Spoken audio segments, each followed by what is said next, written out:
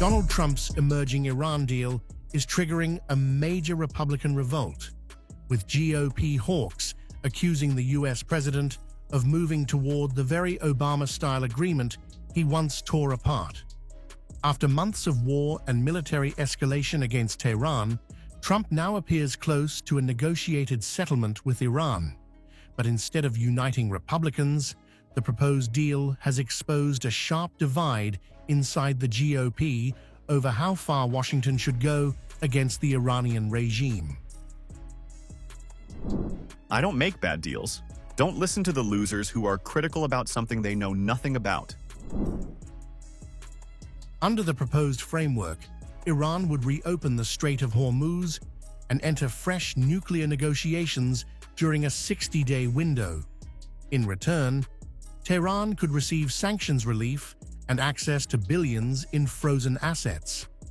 Critics inside Trump's own party now argue the war may end with Iran still politically intact, regionally influential, and negotiating uranium limits, a scenario many Republicans say looks dangerously similar to the Obama-era nuclear framework Trump abandoned in 2018.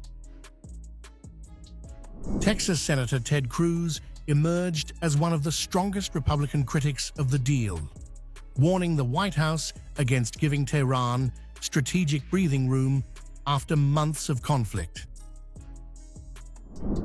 If the result of all that is an Iranian regime, now receiving billions of dollars, being able to enrich uranium and develop nuclear weapons, then that outcome would be a disastrous mistake. Lindsey Graham also raised concerns, warning that any deal leaving Iran dominant in the Gulf would project weakness.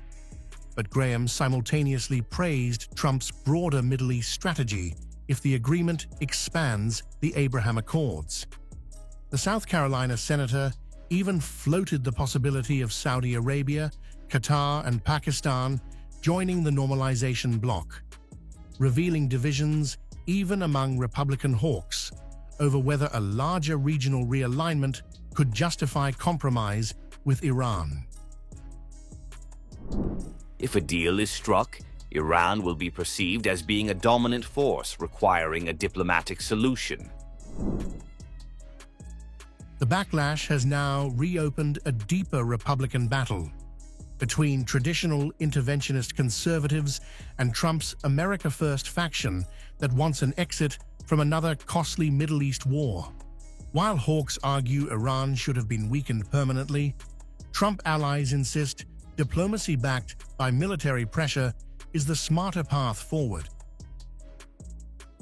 But politically, the central irony remains hard to ignore. Donald Trump launched a war promising a tougher approach than Barack Obama.